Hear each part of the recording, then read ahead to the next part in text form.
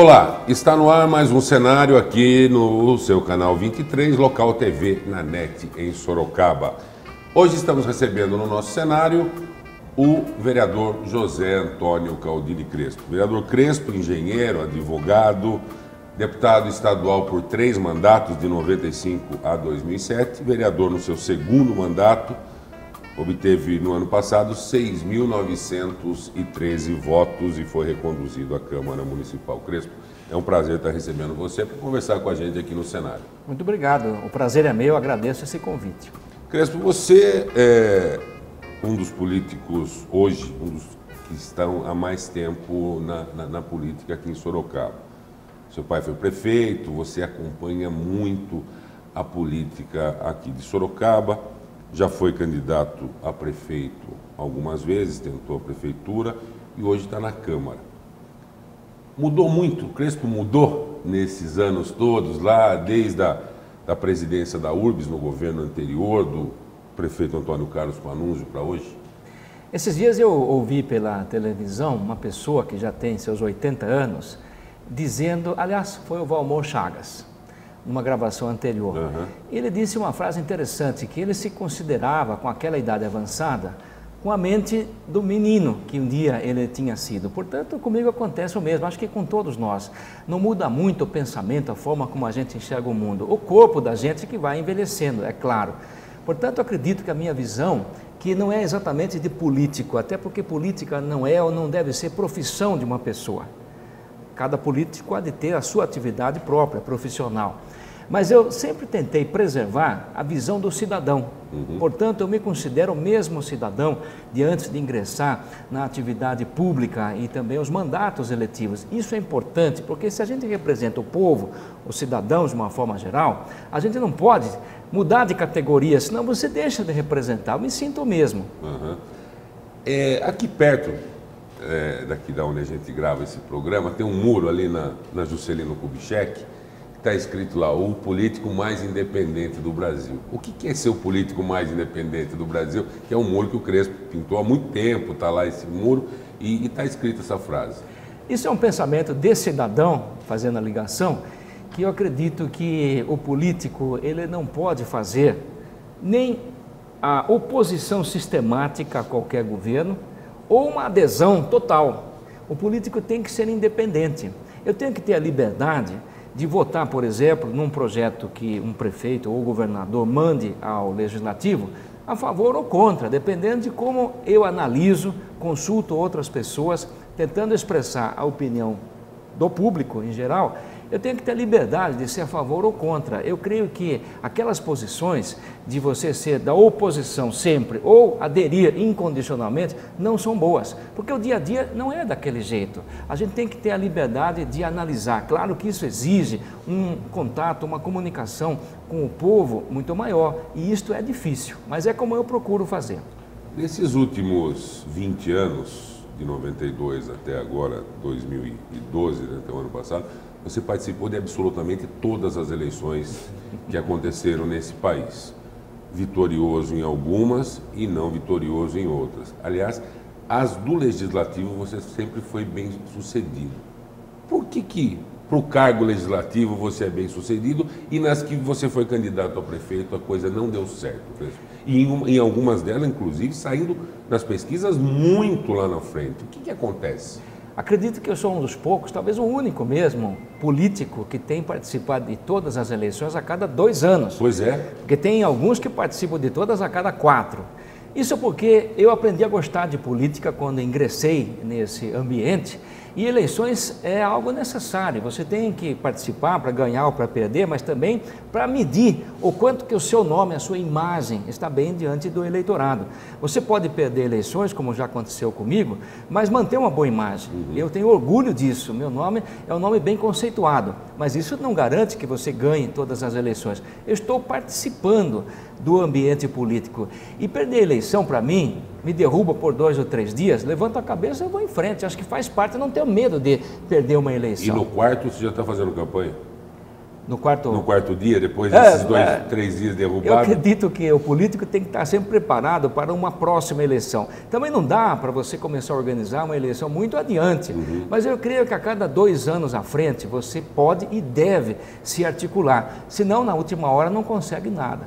Nas últimas, depois de algumas tentativas para se eleger prefeito de Sorocaba, nas últimas 2, em 2008, você apoiou o prefeito Vitor Lippe e agora em 2012 você apoiou o candidato Renato Amari, ex-prefeito de Sorocaba. Em 2008, a sua participação, a sua não candidatura como prefeito, isso está mais do que claro, as pesquisas mostravam isso, auxiliou bastante a eleição do prefeito Vitor Lippe, que teve quase 80% dos votos na sua reeleição. E você deu esse apoio, participou da campanha e parece, as pessoas não têm muito claro o que aconteceu, que depois o ex-prefeito Vitor Lippe parece que não cumpriu algumas coisas acordadas e isso criou uma distensão. O que aconteceu depois da eleição de 2008, presidente? Qualquer um que chegue ao poder, neste país pelo menos, precisa de alianças. Nenhum partido, nenhum candidato, por mais forte que seja ou pareça, costuma ganhar essas eleições sozinho. E na hora de buscar alianças, a legislação permite as alianças, as coligações. Essas coisas, no entanto, não são contratos escritos, ou seja, é a palavra empenhada, é o antigo fio de bigode. Então, aconteceu isso em 2008 comigo e também com outros partidos que integraram a coligação dele. Infelizmente, depois que ele ganhou a eleição, eu não quero dizer que ele, mas vamos dizer que o grupo dele não cumpriu o acordo que tinha selado comigo e, pelo noticiário, também não cumpriu com outros partidos. Isso criou um mal-estar que durante aqueles 4 anos não foi resolvido. É uma pena, mas olha, eu não me sinto nem enganado, talvez pudesse dizê-lo, mas eu costumo acreditar nas pessoas a primeira vez. Creio que todas as pessoas no mundo político merecem confiança uma vez. Quando eles demonstram, se revelam que não mereciam a confiança, mas a tiveram uma vez, simplesmente a gente afasta, não vai acreditar a segunda vez. Foi mais ou menos o que aconteceu depois daquele processo em 2008. Agora estamos numa nova fase. E agora, em 2012, você, da mesma forma, não foi candidato a prefeito, se candidatou para a reeleição de vereador e apoiou o candidato Renato Amari, ex-prefeito de Sorocaba, de quem você foi um dos maiores adversários. O que mudou também do Crespo lá de 92, depois de 96, para o Crespo de 2012, nesta composição com Renato Amari? A única coisa estática é museu, ou as peças de museu. Na política, principalmente, a gente tem que olhar o presente com vistas ao futuro. Renato Amari e eu, de fato, fomos adversários ferrenhos em várias campanhas. Mas nós nunca tivemos uma desavença pessoal. Tivemos quase todas as desavenças, mais eleitorais, nem tanto político-ideológicas. Só que agora, na eleição de 2012, as pesquisas mostravam que eu estava bem, mas Renato estava disparado na frente, na preferência da população. Entretanto, política só se resolve mesmo no dia da eleição. Só depois da apuração. Houve esse imprevisto dele e meu também, eu esperava que ele ganhasse. Investi politicamente na vitória de Renato. Mas a população no último dia, naquele empate e tal, enfim, deu a vitória para o PSDB novamente. Mas eu não me arrependo, fiz o que a minha consciência mandou. E eu não fui candidato por 2 motivos. Primeiro, porque as pesquisas mostravam que Renato estava bem na frente. Eu e o meu partido investimos na vitória dele, é uma forma indireta de você chegar ao poder. Todo partido almeja e tem obrigação até de chegar ao poder. O segundo motivo é que a estrutura material e financeira do meu nome e do meu partido realmente estavam menores. Portanto, esses 2 fatores que devem levar numa maturidade, isso é o que explica a minha aliança com o Renato. Como não tínhamos nada pessoal um contra o outro, tivemos maturidade, simplesmente isso, para a gente se aliar. E nos tornamos amigos pessoais. É curioso isso, né? Hoje, Renato e eu somos amigos pessoais. Antes não éramos, mas foi uma consequência muito boa dessa aliança. Nós estamos conversando com o vereador Crespo, aqui de Sorocaba, no nosso cenário. Vamos para um breve intervalo e voltamos já. A La Rioja é um grupo que estuda e planeja a melhor forma de melhorar a cada dia. Com equipamentos avançados, tecnologia e treinamento de funcionários, trabalhamos muito, estamos na busca de sempre fazer o melhor, desde o seu alimento até a construção do seu lar. Fazemos tudo isso porque você e sua família são nossas maiores conquistas. La Rioja. Nessa marca, você pode confiar. Estamos de volta com o cenário dessa semana, conversando com o vereador José Antônio Caldini Crespo. A gente conversava no bloco anterior sobre suas disputas, as campanhas que participou, como está hoje. E você falou uma coisa que é o partido, PSDB, o seu partido DEM. A gente está vendo um movimento nesses últimos dias, a ex-senadora Marina Silva já preparando a montagem, o lançamento de um novo partido político, pensando em agrupar forças um pouco mais à esquerda, pegar um pessoal do PSOL que fez água, essa é a verdade, o PSOL ele existiu no momento e hoje é um partido que praticamente não existe. O deputado Paulinho da Força montando o Partido Solidariedade, uma alteração. O quadro político está mudando no país, na sua opinião, Crespo? Eu tenho certeza que sim. Aliás, eu não vejo mais nenhum partido político no Brasil, quem sabe no mundo. O fenômeno da globalização, que era mais econômico, mas ele influenciou nisso também. Não há mais ideologias, pelo menos não muitas ideologias, que sustentem partidos políticos. E eles não se deram conta ou não tiveram a coragem de fazer essa reforma mais substancial. É por isso que o povo não acredita e nem vota exatamente nos partidos políticos. Qual é a ideologia dos partidos? Quase todos convergiram para o centro, portanto perderam identidade ideológica. Se você pergunta para um membro do PCdoB, que é o Partido Comunista do Brasil, pergunte se ele é comunista. Ele vai reagir até com uma certa indignação. Não, eu sou socialista. Mas socialista é outro partido, o dele é o comunista, percebe? Não estou criticando essa pessoa, mas é a prova de que todos convergiram para o centro, estão embolados, então não tem mais identidade. Eu defendo a existência dos partidos, portanto, não mais por um atributo ideológico, que não existe, mas sim pela alternância ao poder. Qualquer grupo de pessoas que atinja o poder e permaneça nesse poder por muito tempo, se corrompe, certeza absoluta. Então a alternância de partidos, seja qual for a ideologia ou nenhuma, isso se justifica ou é bom para um país, porque a alternância é pior. Eu tenho um partido porque a lei obriga e eu gosto do meu ambiente partidário, dos amigos que eu tenho lá, mas o meu partido não é melhor do que os outros. Nenhum partido ideologicamente sequer existe, não há mais sustentação disso. O seu partido hoje, o DEM, ele teve origem lá do PFL, depois virou Democratas, que recentemente houve também uma divisão onde o ex-prefeito de São Paulo, Gilberto Kassab, montou o PSD, que também já está apoiando a presidente Dilma e já virou tudo, trabalhou contra o Fernando Haddad na prefeitura, mas já compôs, já tem gente dele no governo municipal. A coisa virou... O personalista não seria o termo, mas o negócio é fazer a coisa andar mesmo. O partido não vai ser só para ter, vai ser uma coisa cartorial. É verdade.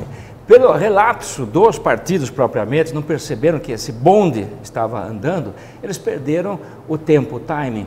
Veja, hoje em dia são as organizações sociais que já substituíram, isso não foi feito formalmente, mas, por exemplo, as igrejas, que são organizações sociais, elas não criaram partidos até porque não quiseram.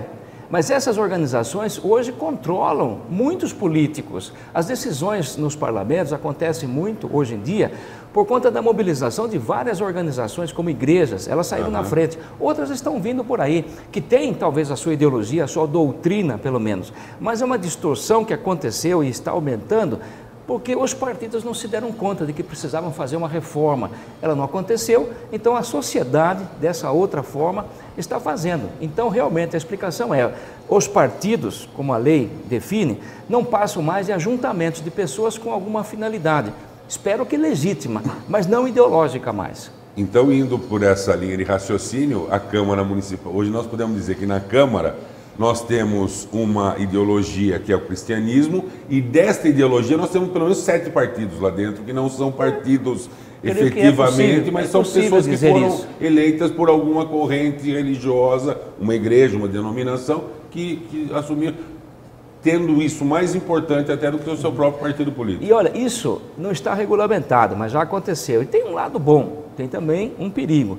Mas o lado bom é o seguinte, as campanhas dos candidatos isolados, avulsos, estão ficando cada dia mais caras. E você obter dinheiro limpo para a sua campanha é quase impossível mesmo.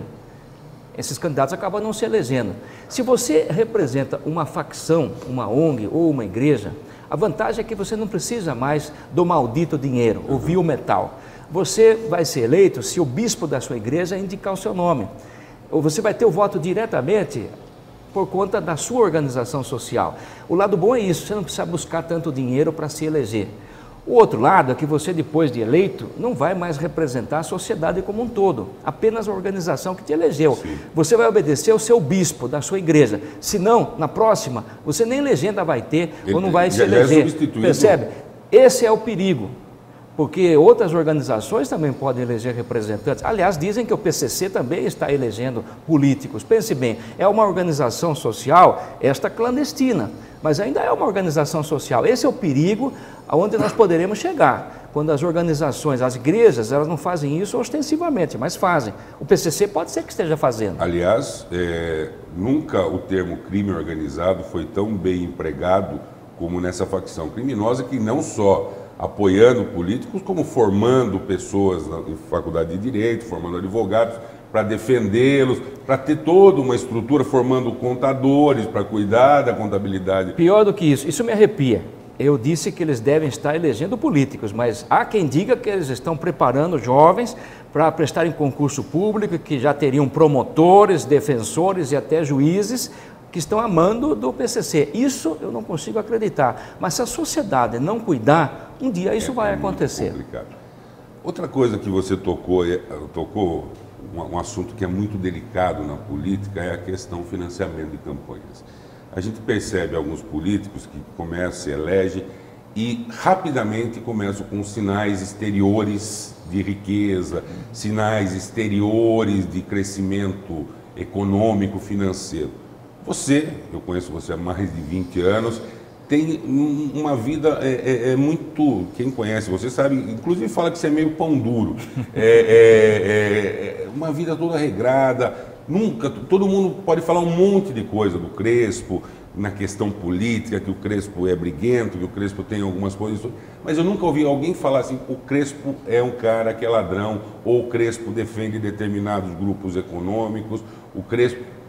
Isso daí, como é que faz para fazer uma campanha que é cara e não ter esse rabo preso e não ter a ficha suja, Crespo? Eu não sou melhor do que ninguém, eu preciso começar dizendo assim, porque a arrogância, a soberba são piores até. Mas a minha vida é simples, sempre foi. Eu tenho uma vida estável, até confortável, mas simples. Vivo do meu salário junto com o salário da minha esposa, que também trabalha, sempre o fez. E também tem outro aspecto. Na política, que sempre foi municipal, ou pelo menos sempre fui bem votado em Sorocaba, mesmo quando eleito deputado, saí com uma grande votação da minha terra natal, que é Sorocaba. Eu fiz o meu papel, mas o meu nome começou com o meu pai, que foi prefeito em Sorocaba. Ou seja, eu sempre tive essa preocupação acima de todas, criar uma boa imagem. E o primeiro ponto é de honestidade. Imagine você se eu poderia sujar o nome que meu pai me deu, ainda mais na minha terra natal. Jamais. Só que realmente falta dinheiro para tudo, durante os meus mandatos e principalmente em campanhas.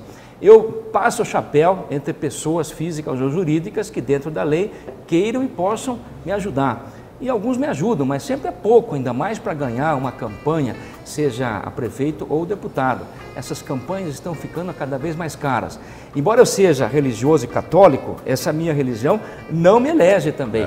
Não tem nenhum bispo que me ajude. Portanto, é muito difícil um candidato na política atual. Daqui uns 50 anos, nessa tocada, não vai existir mais um político como eu. Só existirão políticos que têm uma igreja na sua retaguarda ou uma organização social, quem sabe os sindicatos, o CREA, a maçonaria, elejam todos os políticos, além das igrejas. Será isso melhor ou não? É difícil de prever, mas é o que está acontecendo. Nós estamos conversando com o vereador José Antônio Caldini Crespo no nosso cenário, aqui na Local TV, o seu canal 23 da NET. Vamos para mais um intervalo e voltamos já. A M-Officer é a loja completa para homens e mulheres vestirem sempre as últimas tendências. E além dos seus famosos e cobiçados jeans, a M-Officer tem também camisas, camisetas e sapatênis para os homens, além de blusas, saias, shorts e vestidos para as mulheres.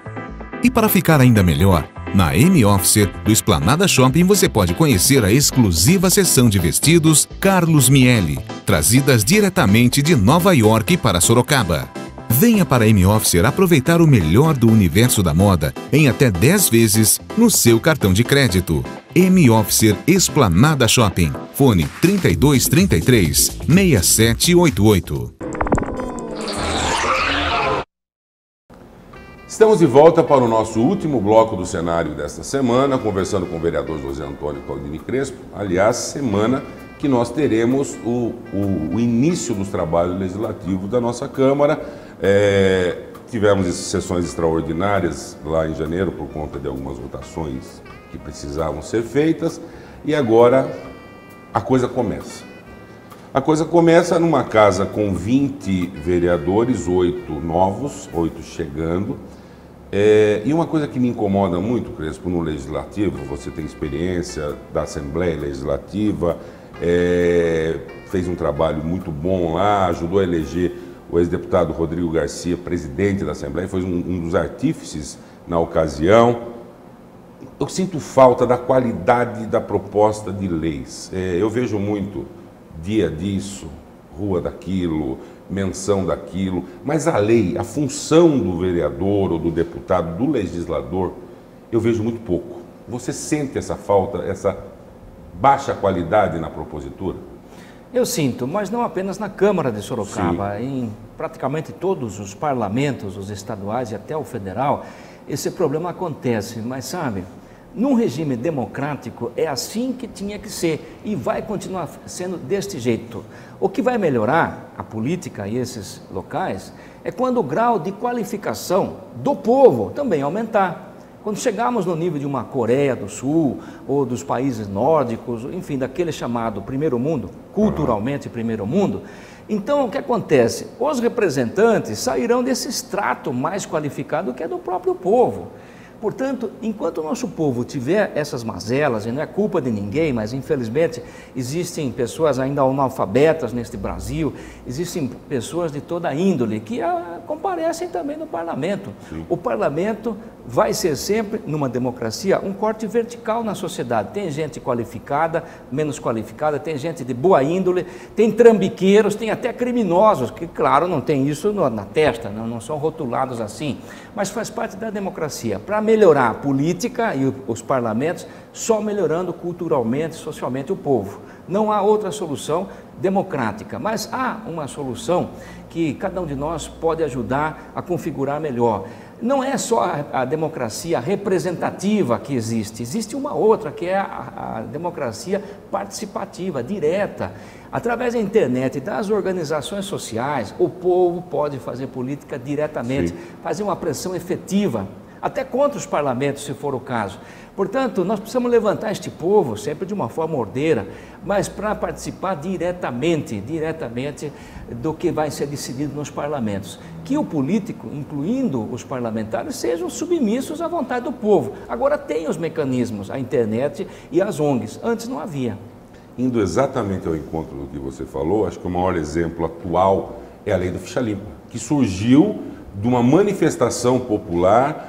As pessoas se organizaram, fizeram um abaixo-assinado, encaminharam ao Congresso e a lei passou. Importantíssima. Só que eu queria ouvir a sua opinião. Você não acha que ela está meio distorcida, exagerada demais em alguns aspectos, branda demais em outros aspectos? Ainda ela não está efetivamente pronta para ser colocada em prática? Concordo com você, Laíno, mas faz parte do processo, ela é relativamente nova. Você tem uma ideia, vamos então lembrar a iniciativa popular no caso da ficha limpa. Você tem uma ideia, na cabeça da pessoa, a ideia já é perfeita. Sim. Mas quando você traz essa ideia para o papel, e isto é necessário, uma lei tem que ser escrita, você tem que escolher palavras, fazer as devidas pontuações, e aí começam as interpretações dúbias, muitas vezes. Então, os problemas vêm da forma escrita das coisas. Você precisa ir fechando brechas na forma escrita de uma lei. Isso leva tempo. Eu concordo com você. A atual lei da ficha limpa, que é a LC 135, lei complementar, ela foi algo bom, mas que tem defeitos nas palavras, pontuações e artigos que foram redigidos. Mas é preciso que a população também tome cuidado de um outro lado. Se ela não exigisse uma condenação em segundo grau, em tribunal, imagine as acusações que acontecem. Qualquer um pode acusar um político de ter roubado, sabe? E o juiz, ele não pode nem levar em consideração a sua consciência própria, ele tem que levar o que está escrito nos autos. Exatamente. Uma acusação, mesmo que falsa, leviana, mas bem escrita, leva um juiz, talvez, a uma sentença errada. Os tribunais devem corrigir isso. Mas se você vai condenar ou tirar fora da vida política alguém que foi simplesmente acusado e teve uma primeira decisão, quantas decisões de juiz singular, juiz isolado, já foram alteradas? Aliás, tribunal reforma a decisão de outro tribunal. Então, isto leva tempo, é um problema de um outro lado também. Até porque tem juiz que dá sentença para casos semelhantes, dá uma sentença condenando e no outro dá uma sentença absolvendo. Aliás, Laína, para encerrar este assunto, se o povo fosse mais consciente, repito, a culpa não é dele, mas é preciso mobilização, consciência política, aprender a votar. Não precisava de lei de ficha suja, bastava o povo acompanhar a vida dos seus políticos. Então, sabe, o ideal é não precisar um dia de lei de ficha limpa ou ficha suja. O cara que transparecer mau elemento, mau caráter para o eleitor, não vota mais dele. Mas aqui, olha, com bom dinheiro na sua campanha, dizem que elege até poste. Até o Fernandinho Beiramar é capaz de se eleger senador, se a lei permitir. Mudar um pouco de assunto, não deixa de ser política, mas é um assunto que também atinge, eu acho que hoje, toda a cidade de Sorocaba. Mas com relação ao executivo. Você foi presidente da URBS no primeiro governo de Antônio Carlos Panunzio, fez a grande revolução no transporte coletivo dessa cidade, mudou a cara do transporte coletivo e do trânsito, modernizou muita coisa. Isso nós estamos falando, terminou o governo em 92, 20 anos passados. Como é que você está vendo hoje essa cidade para o futuro nessa questão trânsito, transporte, até porque vai começar a se discutir de novo plano diretor, reforma do plano diretor, que no meu entender não é só utilização do uso do solo, é muito mais do que isso. Hoje é meio ambiente, hoje é gente, hoje é tudo. Como é que você está vendo isso para frente, Crespo? Sobre transporte e trânsito, a minha opinião de quem já participou diretamente é que a URBS e os governos que se sucederam fizeram a manutenção no transporte. Em relação àquele projeto que nós trouxemos de Curitiba, mas implantamos em Sorocaba em 92. Entretanto, esse assunto, pela dinâmica que tem o transporte e o trânsito, exigiu inovações que não aconteceram plenamente, sobretudo nestes últimos 8 anos. A cidade estagnou em termos das inovações que eram necessárias. Agora nós estamos correndo contra o tempo, porque você só faz transporte se tiver um sistema viário adequado. Nós não temos nenhum corredor exclusivo para ônibus em Sorocaba. Isso afeta o trânsito, que está congestionado, até para ônibus, muito mais para os veículos particulares. Há um tempo que foi perdido a ser recuperado. Isso custa dinheiro também. O que você não prevê e não faz com antecedência, quando tem que fazer porque fica no gargalo, custa muito mais caro. Então tem que buscar um financiamento, talvez no BNDES, quem sabe até internacional. Isso não é tão simples e nem se faz também em apenas 4 anos. Eu percebo essas falhas que foram cometidas nos últimos anos em Sorocaba. Espero que agora a atual administração consiga reverter isso. Vamos torcer para que isso aconteça, né? Porque realmente está na hora de tomar. A cidade está parada nessa questão e precisamos que as coisas andem cada vez mais.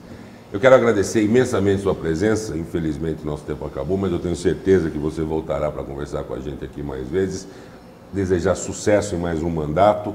Agradecer em nome das pessoas o trabalho que você faz no Legislativo, que é um trabalho sério, é um trabalho pautado pelo contraditório, às vezes, pela firmeza da posição, mas que tem que ter, porque mostra que a Casa de Leis, e essa é a minha opinião, ela tem que estar desatrelada do Executivo. É uma coisa, eles têm que caminhar junto, mas paralelamente, não tão atrelado. E você tem feito esse trabalho lá. E para me despedir, quero dizer a você, amigo, amiga, telespectadores que participaram hoje, que você faça sua política participativa, se mobilize e uma coisa simples de fazer, dar audiência a programas como este. Sintonize em todos esses programas e outros do gênero, porque assim a gente recebe informações, a gente discorda de coisas. Se você ouviu e você discordou, você já está participando. Não seja um alienado, pelo amor de Deus. Participe de todos esses programas, porque é um passo importante. E nós vamos ficando por aqui. Semana que vem, semana de carnaval, a gente vai estar aqui também. Estaremos de volta com mais um cenário aqui no seu canal 23 da NET, a sua Local TV. Até lá.